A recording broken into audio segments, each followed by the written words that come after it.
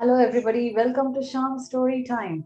Today I'm going to share with you the second part of King Vikramaditya stories. The title of today's story is Who was King Vikramaditya? So this is the story that is narrated by the puppet on the very first step to the throne of King Vikramaditya. Kingbhojaraja is listening to this story that is narrated by the very first puppet. So here goes the story. Long, long ago, there was a man named Samudragupta. Samudragupta was very knowledgeable, but he had even more thirst to learn more and more knowledge. He went around in search of knowledge. In fact, he went around in search of a teacher who knows more than him, so he can learn everything from this teacher. As he was wandering, he came upon a forest, and in the forest was a big banyan tree. Samudragupta was very tired. He lay down under the shade of this banyan tree and slept off. A while later, there was a ghost or a Brahma Rakshas on top of this tree. It came down and woke up Samudragupta and asked him why he was here. He told the ghost, I am in search of knowledge. I am in search of a teacher who can teach me more than what I know. The ghost told him, I know more than what you know and I can teach you. But for that, I will need about 6 months. Are you ready to learn from me everything in 6 months? Also, in these 6 months, you cannot eat and you cannot sleep. But I will give you the power to be awake and to be without food for all these 6 months. But the thing is, after 6 months, you will be as tired as anyone who went without sleep for 6 months. You would be as hungry as a person who has not eaten for 6 months. Are you ready for it? Asked the ghost. Samudragupta immediately agreed to the deal and said he would learn anything that the ghost is willing to teach him. So from up above the tree, the ghost would write a teaching on a leaf and drop it down to Samudragupta. He would learn it, and then one leaf after the other kept falling from the tree. And in this way, for the whole 6 months, Samudragupta learned everything that the ghost knew. And he was a vast ocean of knowledge by now. As the 6th month ended, the ghost came down from the tree, blessed Samudragupta and told him, now you can go. But remember that you are going to fall asleep and you're going to feel hungry as if you have not eaten or slept for the last 6 months. Warning, so the ghost disappeared. Samudragupta thanked the ghost and started to walk away. The moment he exited the edge of the forest, he was just a bag of bones. He could not even walk. He just flopped like a jelly on the ground. He was famished. He felt like eating a lot. He was so tired because he had not slept for a long time. He just fell down unconscious. A very poor peasant's daughter by name Alangaravalli, she came and looked at this man. She didn't know who he was. Very carefully, she dragged him to her small hut. She called upon a doctor to look at him. The doctor said he does not need any medicine. He simply needs to sleep. Give him a lot of rice as soon as he wakes up. You massage his body very, very carefully also, said the doctor. Alangaravalli took care of this person. He did not wake up at all for months together. But she took care of him. She massaged his body every day and made sure that he was healthy. After 3 months, he woke up. Alangaravalli told him all that happened in the last 3 months. He could not believe it. He slowly recalled all that he learned from the ghost. He wanted to leave her place and said he would go. But Alangaravalli insisted that he marries her because she had been taking care of him all along. He rejected the proposal. Alangaravalli took him to the king and told the king all that happened and said that she wishes to marry this person. The king asked the whereabouts. He introduced himself as Samudragupta and told the king about all the knowledge that he had gained from the ghost and how he wishes to leave from there.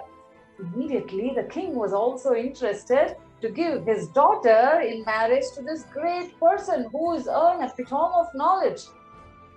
Similarly, the minister wanted to get his daughter also married to Samudragupta. So was the priest who wanted to get his daughter married to Samudragupta. In those days, it was common for men to marry more than one woman. So Samudragupta very willingly married all these 4 women. The king's daughter, the minister's daughter, the priest's daughter, and the peasant's daughter, who was Alangaravali, who took care of him. After marrying his daughter to Samudragupta, the king just left the throne to Samudragupta and walked into the forest. So it was Samudragupta who was the next king, and he took care of the kingdom. After a few years, each of the 4 wives of Samudragupta bore a son. The king's daughter became mother to a son called Vikramaditya. The minister's daughter became mother to a son called Patti, and Alangaravali became mother to a son called Bhartruhari, while the priest's daughter became mother to a son called Vararuchi. So these 4 children grew up. In a few years, Samudragupta grew very old. He was sick and eventually he died. Vikramaditya was an intelligent person. He was a valorous king. Patti was very cunning and wise. He was the minister to Vikramaditya. They ruled the country very well. After some time, Vikramaditya wanted to build a new capital city for himself. So whenever they both got time, Vikramaditya and Patti went on a search for a good place to establish their capital city. One day they came across a suitable place in a spot called Vachanagiri. There was a beautiful river flowing there called Gunavati. There was also a temple of goddess Kali in the adjoining forest. When Patti went inside the forest and as he was examining it, he saw an inscription on a stone in the temple. The inscription read thus: "There is a banyan tree near the temple pond. There are 7 hanging shelves that are tied with a rope on the tree. In the middle of the pond, there is a big and sharp spear. Suppose a man cut off all the 7 rope shelves in one cut and fell head first on the spear in the pond, goddess Kali herself would come and bless him." This is what the inscription read. Patti was very excited to know this. He told King Vikramaditya to climb on the tree, hold on to one shelf, keep his feet on the opposite shelf and rotate. By doing this, what would happen? The rope holding all the shelves would be joined. Then with his sword, in one swipe, he can cut off all the shelves. Thus, if he falls head first on the spear, goddess Kali will herself come. Vikramaditya immediately agreed to it. He came and climbed on the tree, just as was the plan. With one swipe of his sword, he cut off all the 7 shells and he jumped head first on top of the spear. Just at the exact time when his head was going to touch the spear, goddess Kali herself came in front of them and stopped King Vikramaditya. Then she blessed him like this: "You would build your capital city right in this place. Call it the city of 𝐒𝐭𝐤. There is treasure buried under the city and you would become a great king and become popular." As was the blessing of Kali, King Vikramaditya built this new city called 𝐒𝐭𝐤 and became a great king. Did you know how he got this throne? The story goes like this. Once, Indra, or Devendra as he is called, the king of heaven, had a problem. The problem was that he had several dancers in his court, out of which Ramba and Urvashi, 2 of them, were really great dancers. And it was time for Indra to decide who was the chief dancer. Is it Ramba or is it Urvashi? It was very difficult to make a choice because both of them were as graceful and they were adept in the field of dance. Devendra's minister suggested that he should take the advice of King Vikramaditya. So a chariot was sent down to earth and King Vikramaditya flew back to the heaven to give an advice to help Devendra. So Devendra asked Vikramaditya how to find out who is the best dancer. So Vikramaditya made 2 identical bouquets. It had a bunch of flowers and within the flowers there were a lot of honeybees in them. Each of the bouquet was presented to Ramba and Urvashi and they were asked to do a fast number. Both the dancers were supposed to hold the bouquet in their hand and do the dancing. They started off very gracefully, very slowly, and as they picked up, the speed of their dance increased big time. At that time, Ramba was stung by the bees and she stopped dancing. Immediately, Vikramaditya declared that Urvashi was the better dancer between the 2 of them.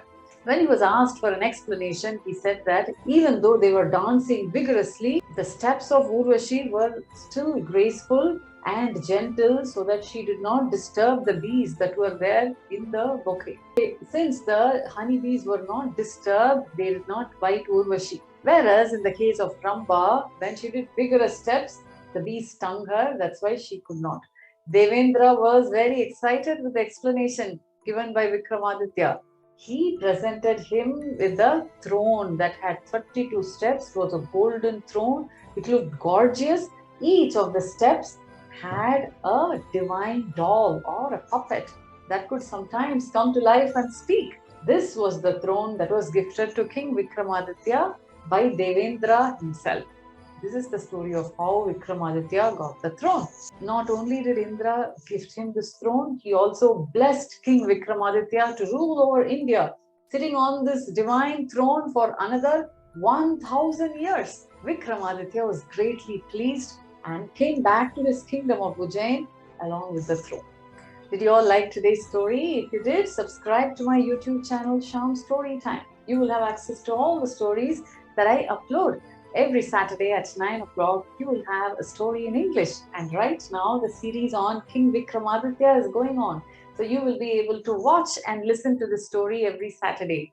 My name is Shamla and I am a passionate storyteller. I will meet you in the next story. Bye.